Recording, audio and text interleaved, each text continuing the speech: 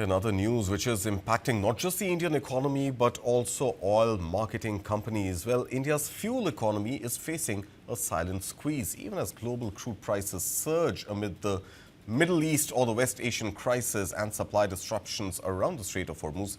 Petrol and diesel prices at petrol pumps in India have largely remained unchanged. That some analysts now point to state elections being the reason behind it. Now, the decision of not increasing pump prices is now creating a massive financial burden for India's state-run oil marketing companies. While crude prices swing near the $100 per barrel mark, companies selling fuel domestically are unable to pass on those rising costs to end consumers, and the result is mounting losses.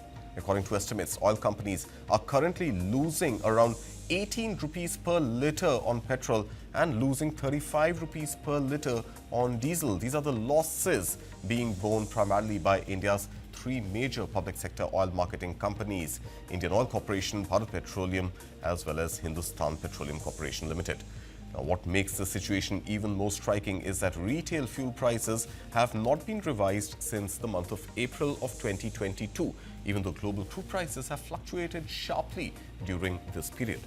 Now, crude prices themselves have been highly volatile, and look at the graph on the screen.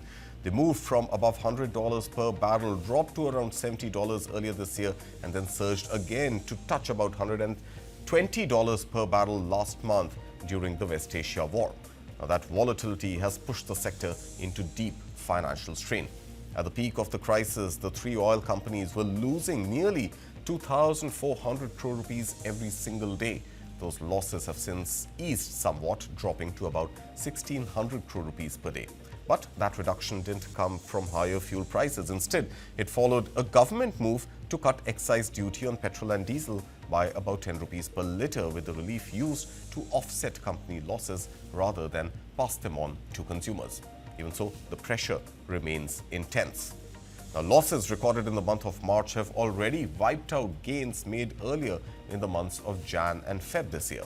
And oil companies are now expected to report losses for the Jan to March quarter. Now, India's heavy dependence on imported crude makes the situation even more sensitive.